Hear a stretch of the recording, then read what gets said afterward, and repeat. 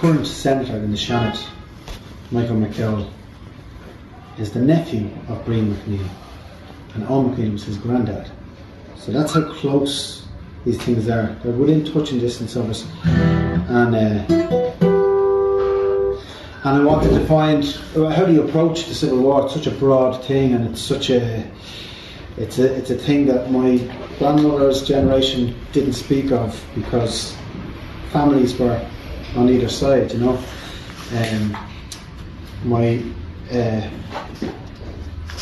My granny danced in, I think it was Dawson Street. She did Irish dancing for the Blue Shirts, because her sister was going out with a blue shirt. And she told us that, kind of laughing, because she hated blue shirts. She didn't know what the blue shirts were at the time. But so this is about Brian McNeil, and Brian found himself in Sligo training a platoon there when the Civil War broke out. And I read as much as I could on the Civil War. I read Ernie O'Malley's The Singing Flame, which is about the Civil War and being in the GPO. The Civil War started quite subtly. It was, you know, they'd be saying, there'd be Republicans talking to lads in the army going, why don't you come in with us? Or they'd be saying, no, I have to arrest you. And then they'd arrest them and they'd let them go, and then they'd be arrested and they'd let them go. And then the Fort Cox was shelled, and then it was on fully. But this story about Brian McNeil, his father Owen was in the national government. His brothers Turlock and Neil were in the National Army, the Free State Army, and he wanted to stay in Sligo with his comrades. So they were on opposition forces, but they didn't split up. The family didn't split up, and Brian was still quite close with his parents and his brothers, and he would write to them regularly.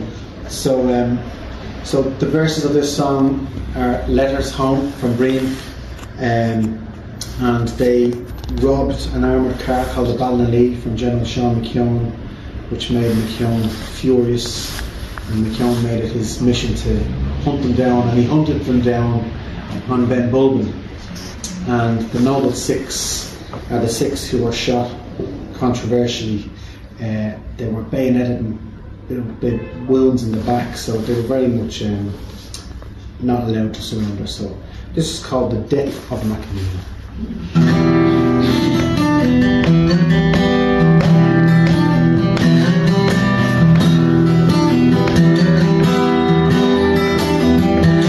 Now they say the war is over, so put away your gun, sit down and work it out with us, there's plenty to be done.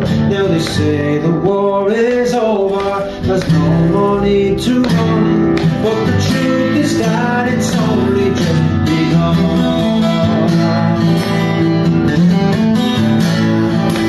Mother dear, from the stately Sligo home I ride to thee. The Ballinallee sits prettily beneath an apple tree, and General McKeown is walking home unbitter to the core. We'll wait for him among the hills and send him out to shore.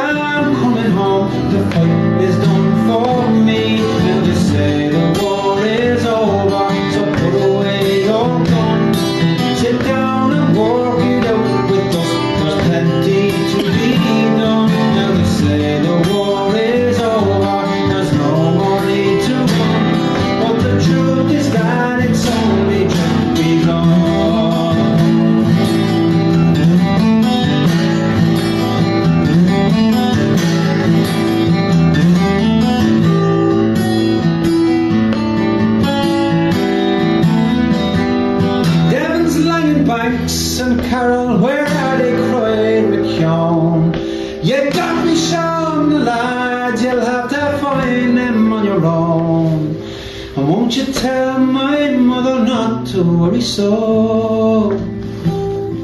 My comrades are the finest men that I have ever known.